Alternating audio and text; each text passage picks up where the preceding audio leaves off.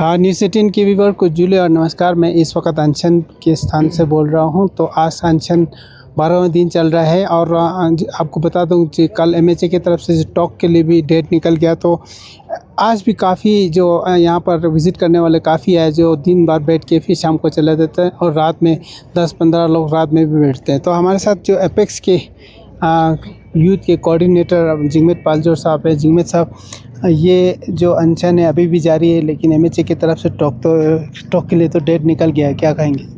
जी, सबसे पहले तो आप सभी को धन्यवाद। कल जैसे शाम को एक एमएचए की तरफ से नोटिफिकेशन आया था, जिसमें हाई पावर्ड कमेटी का जो अपकमिंग मीटिंग है वो 6 अक्टूबर को रखा हुआ है। तो उसमें जैसे कि आपने कल हमारे एपेक्स बॉडी के द्वारा सुना होगा कि हमने एक अपना हाई पावर्ड कमेटी के डेलीगेशन मेंबर्स का लिस्ट हमारे चीफ सेक्रेटरी साहब को सबमिट करा था, जिसमें हमारे 7 मेंबर्स होंगे। और पहले हमारे टेरिटोरियल कांग्रेस के प्रेसिडेंट का रिगजिन जोरा साहब, उन्होंने हाई पावर्ड कमेटी से रेजिग्नेशन दिया था। उनके बदले में हमारे वुमेंस रिप्रेजेंटेटिव ठिले अंगमोजी जाएंगे और बाकी के जो पहले हमारे थुपसन साहब के चेयरमैनशिप में और हमारे का लखरूप जी जो KLB के प्रेसिडेंट है, का अशरफ अंजुमन इमामिया, और का डॉक्टर कयूम जी जो कि अंजुमन मोइनुल इस्लाम, और हमारे गुनपा एसोसिएशन के प्रेसिडेंट वेनरेबल दोर्जस तंजीन जी और पातमा तंजीन जो कि यूथ रिप्रेजेंटेटिव है। इन 7 मेंबर्स के लिस्ट हमने चीफ सेक्रेटरी साहब को सबमिट करा था और शाम को ही ये नोटिफिकेशन आए। हमें इस नोटिफिकेशन से थोड़ा इसमें हम मायूस हुए, क्योंकि ये जो डेट उन्होंने सेट करा वो काफ़ी दूर है और या आज 21 तारीख, तो लगभग और 15 दिनों के बाद ये मीटिंग डेट रखा गया। हमें उम्मीद तो ये था कि बहुत जल्द ही ये मीटिंग रखेंगे और लगभग हमारे सितंबर के एंड तक या आने वाले कुछ दिनों में ही अगर ये मीटिंग रखा जाता तो काफ़ी अच्छा होता। और यहाँ पे आप देख पा रहे होंगे आज 12वां दिन चल रहा है अनशन का, तो आने वाले 6 तारीख तक तो वो 26वां दिन चलेगा। तो काफ़ी तकलीफ़ में होंगे यहाँ के लोग। और यहाँ पे अनशन में हमारे सोनम जी और उनके साथ बहुत सारे लोग जुड़े हुए हैं, और उससे मैं समझता हूँ कि आने वाले दिनों में यहाँ एडमिनिस्ट्रेशन के लिए भी एक काफ़ी बड़ा प्रेशर रहेगा, क्योंकि अब ये सिचुएशन अब बॉइलिंग पॉइंट पे जा रहे हैं।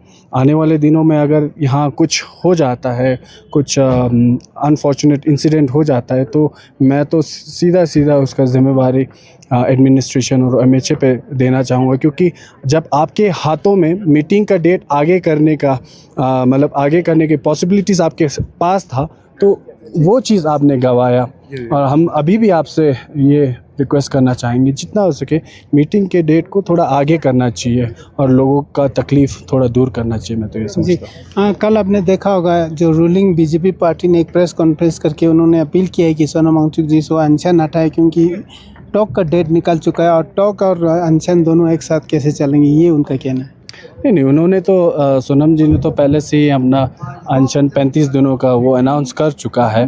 और हमारा ये मानना है, हम सोनम वांगचुक जी अनशन के रहते समय एक टॉक में सीरियसनेस ज़्यादा आएंगे, और हमारे जो डिमांड्स है और हमारे जो डेलीगेशंस जाएंगे वो एक अपर हैंड के साथ जाएंगे और गवर्नमेंट के साथ अच्छा नेगोशिएशन और टेबल पे एक अच्छा रिज़ल्ट आने की उम्मीद है। इसीलिए हमारा ये कहना है, जो अनशन है वो चलता रहेगा। अभी तक तो ये डिसीजन है कि अनशन चलता रहेगा। आने वाले दिनों में इसको देखा जाएगा, अगर मीटिंग अगर प्रीपोन करते हैं, जल्दी मीटिंग करते हैं और इसमें से कुछ कॉन्क्रीट डिसीजन बाहर आते हैं, तो ये अनशन भी शायद जल्दी ख़त्म होंगे। और मैं आप सभी को बताना चाहूँगा, एपेक्स बॉडी ने कल जो हमारे चीफ सेक्रेटरी साहब को एक मेंबर ऑफ डेलीगेशन मेंबर के लिस्ट दिए थे, उसमें हमने एक सुझाव भी साथ ही साथ उस लेटर के द्वारा दिया हुआ था। उसमें हमने हो सके तो प्रेफरेबली अमित शाह जी के चेयरमैनशिप में आने वाले मीटिंग हो, ताकि एक कॉन्क्रीट डिसीजन पे और एक कॉन्क्रीट रिज़ल्ट निकल के आए। और अमित शाह जी ने भी पहले ही अपना एक विलिंगनेस ज़ाहिर करा है कि आने वाले दिनों में जब भी ज़रूरत पड़े लद्दाख के इशू को लेकर और मीटिंग्स को लेकर, आने वाले दिनों में जब भी पॉसिबल हो, उन्होंने खुद कहा था कि वो मीटिंग करेंगे अपने चेयरमैनशिप में। तो हमने वो सुझाव भी हमने उस लेटर में दिया हुआ है। कातुस्तान जी काफ़ी दिनों से नाराज़ चल रहे थे, एपेक्स से रिजिग्नेशन भी दिया, कल वापस आए, क्या कहेंगे, कितना मजबूत होंगे आप एपेक्स की आवाज़?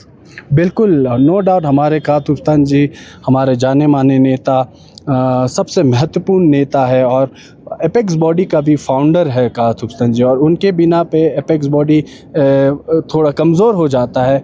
ये हमने काफ़ी वक्त इस प्लेटफॉर्म से, काफ़ी सारे प्लेटफॉर्म से ये कहा था कि हमारे कातुस्तान जी ज़रूर एपेक्स के साथ शामिल होंगे, और ये जो मूवमेंट है एक यूनाइटेड वॉइस के साथ ले, और कातुस्तान के पास एक ऑरा है, अब सब विश्वास करते हैं, कातुस्तान के लीडरशिप पे विश्वास रखते हैं, ले और कारगिल दोनों के लोग विश्वास रखते हैं। तो हमारे कातुस्तान जी वापस आने से काफ़ी ये मूवमेंट और मजबूत हुआ है, और आने वाले दिनों में आप देखेंगे ना केवल लेह में बल्कि लेह और कारगिल दोनों जगहों से एक यूनाइटेड वॉइस में लद्दाख के डिमांड्स को आगे रखा जाएगा, और हम उस डिमांड्स को भी अचीव जल्द ही करेंगे।